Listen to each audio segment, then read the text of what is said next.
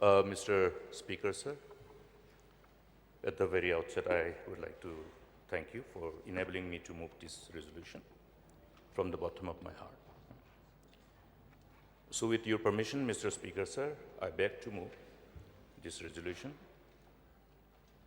Whereas successive government of the state, since the inception of the state, have embarked upon a number of developmental and policy initiatives to bring governance closer to the people of the state and usher the state into an era of progress and prosperity.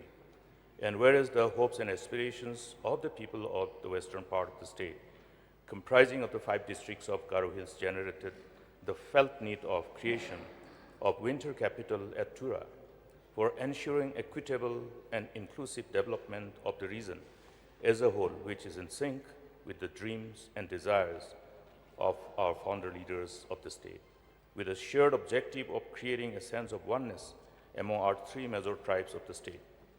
And whereas a number of civil society organizations of Garo Hills have collectively put their voice on behalf of the people of Garo Hills to urge upon the state government to give fruition to this demand of having winter capital at Tura. Now, therefore, this House do resolve to urge upon the government to examine the demand with sincerity, empathy for the establishment of winter capital at Tura. Resolution moved. You may now initiate the discussion. Thank you, Mr. Speaker, sir. Now, this resolution, I have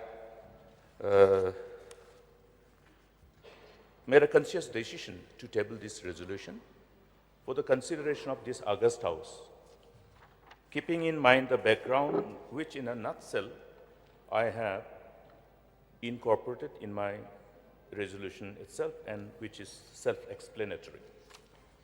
Now, Mr. Speaker, sir, successive governments after the inception of this beautiful state of ours have put their collective effort to bring us thus far. And as I grew up, I saw, even at the time of the statehood movement, I was a small kid then, but then these whole voices still echo in my ear. I can still remember the words that used to echo around in the distant part of the state, one of the most backward places then at that point of time, Ampati. Meghalaya will shine tonight. Meghalaya will shine tonight. All the young kids, and it became a part of, a song which used to echo everywhere. How the leaders of the state thought that collective endeavor with unity can enable them to overcome the challenge of having this beautiful statehood. And so those are the background. As we grew up, we saw that after the statehood movement ultimately paved the way to have this beautiful state, how the leaders used to engage in discussion. And those discussions, again, are carried forward through word of mouth.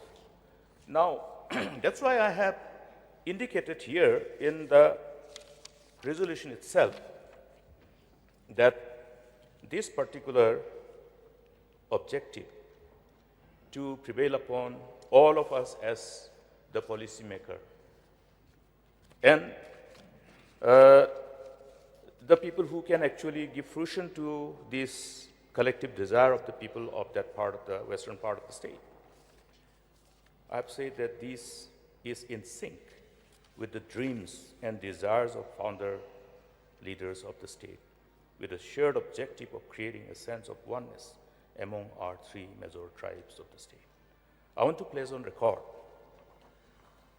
and would like to revere these leaders and their wisdom, because their wisdom revolved around the power of unity and oneness, which was due to their unconditional love for our people who needed, separate statehood so that our people can be governed by our own people with their own genius. And there was that kind of environment amongst the leaders, because as I was growing up as a child, I could at least be party to the words that used to echo at the time of leaders sitting together and conversing. I think many of the citizens of the state who belong to our generation, my contemporaries and my seniors, will stand witness to this very shared desire and intent of our forefathers, the great leaders who paved the way to enable us to have this kind of discussion now in this August House. Yes, today we are here because of that far-sighted, collective resolve to put their, whatever potentialities they have as leaders on behalf of our people. At that point of time, prior to statehood, I know how we can easily connect with the kind of livelihood that our people were subjected to. Poverty, hunger, starvation, and death due to starvation. I have myself seen at the time of when I was still in my upper primary school, those days we used to call it middle school. Many of the traditional hats from different villages converging to my parents' house to write a report to the police stations about the death of people due to starvation. Those days were there. We have overcome those days. But why I'm trying to refer to this past is because unless these leaders would have come together, maybe we would have taken much more longer time to still overcome those kind of hardship and constraint. Today, we are fortunate that we don't hear about starvation anywhere. Of course, we have the challenges of nutritional deficiency, etc., etc. There are various other factors which contribute to that. But at least God has been kind to us. This beautiful land has enabled all our people to prosper and multiply. This is what God has promised, that you shall inherit the land of your parents and possess it, and you shall prosper and multiply. We have prospered and multiplied. We are prospering and multiplying. But this whole prosperity and this whole blessings that comes, obviously, is because of the core values of our people, core values of our forefathers, which we still would like to preserve and practice. The core values which revolves around the sense of oneness, compassion, love as brethren, despite belonging to different major tribes. It must be only pertinent for me to remind ourselves, if Garos would have fought separately for statehood, would it have been possible for us to prevail? If only Khasi tribe would have fought for statehood, would have been possible for us to prevail?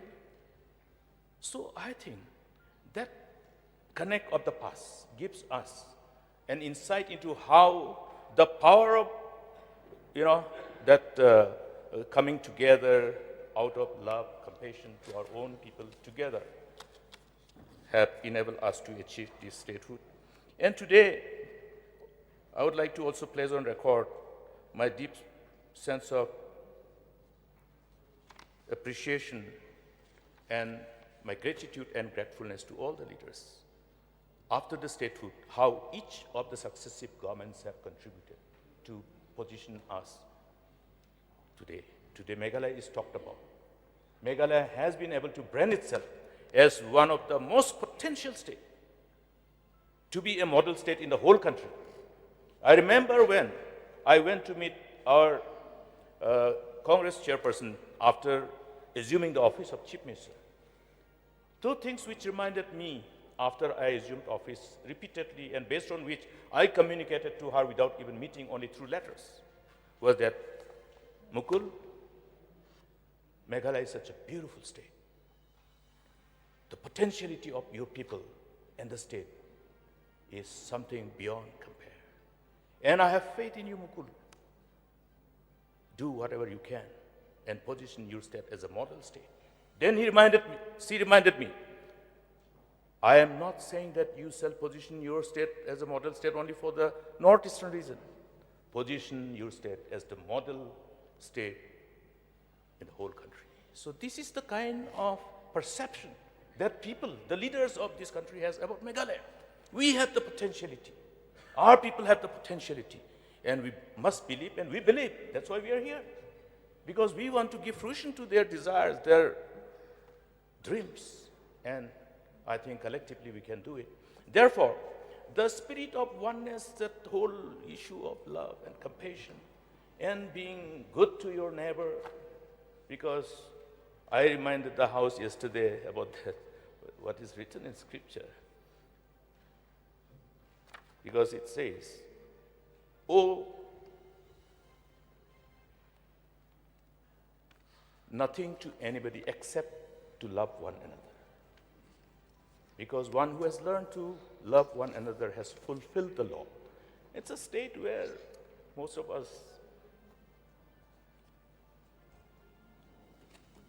are faithful and fear God.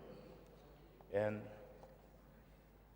based on that spirit and our core values, which is again deeply connected with our faith, today we are doing what we are doing. But there are many more things that we need to do. Therefore, if our brethren are reminding us of this shared desire, the collective desire of the people of the western part of the state, I think it is only appropriate and fit for us to urge the government to examine this particular desire of the people. Therefore, I would like to also, I think, place on record my sense of appreciation for at least the Honorable Chief Minister, who agreed to meet those people who were spearheading this particular demand on behalf of the people of the state of Meghalaya. Though it didn't end the way it should have. I sincerely wish that it should have been, means the end to that meeting and discussion in Tura should have ended in a different positive environment, but it did not happen. Rather, somehow or other, I think we went out of our way to create a situation which ultimately generated a sense of doubt about the willingness of leaders who belong to this current dispensation, both ruling and opposition, that we weren't willing to listen nor willing to discuss. And therefore, you create a fear psychosis.